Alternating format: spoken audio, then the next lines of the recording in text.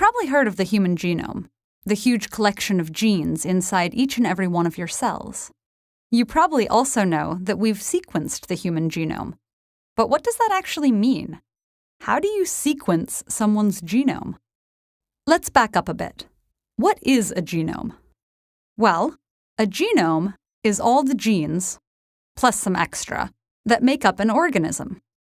Genes are made up of DNA, and DNA is made up of long paired strands of A's, T's, C's, and G's. Your genome is the code that your cells use to know how to behave. Cells interacting together make tissues. Tissues cooperating with each other make organs. Organs cooperating with each other make an organism. You. So, you are who you are in large part because of your genome. The first human genome was sequenced 10 years ago and was no easy task. It took 2 decades to complete, required the effort of hundreds of scientists across dozens of countries, and cost over $3 billion.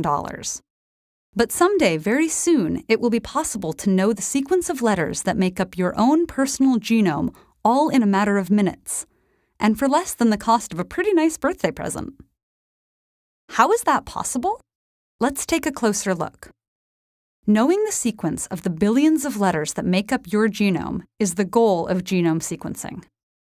A genome is both really, really big and very, very small. The individual letters of DNA, the A's, T's, G's, and C's, are only 8 or 10 atoms wide, and they're all packed together into a clump, like a ball of yarn. So, to get all that information out of that tiny space, scientists first have to break the long string of DNA down into smaller pieces.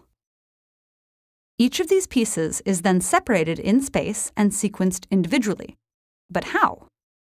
It's helpful to remember that DNA binds to other DNA if the sequences are the exact opposite of each other.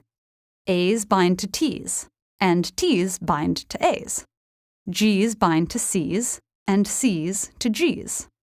If the A-T-G-C sequence of 2 pieces of DNA are exact opposites, they stick together. Because the genome pieces are so very small, we need some way to increase the signal we can detect from each of the individual letters. In the most common method, scientists use enzymes to make thousands of copies of each genome piece.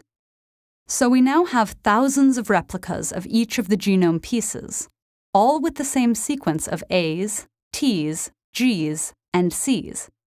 But we have to read them all somehow. To do this, we need to make a batch of special letters, each with a distinct color. A mixture of these special colored letters and enzymes are then added to the genome we're trying to read. At each spot on the genome, one of the special letters binds to its opposite letter. So we now have a double-stranded piece of DNA with a colorful spot at each letter. Scientists then take pictures of each snippet of genome. Seeing the order of the colors allows us to read the sequence.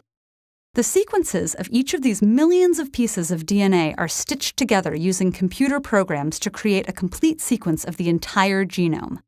This isn't the only way to read the letter sequences of pieces of DNA, but it's one of the most common. Of course, just reading the letters in the genome doesn't tell us much. It's kind of like looking through a book written in a language you don't speak.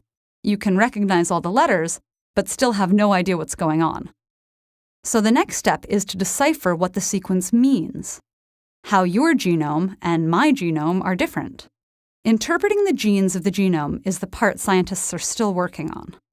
While not every difference is consequential, the sum of these differences is responsible for differences in how we look, what we like, how we act, and even how likely we are to get sick or respond to specific medicines.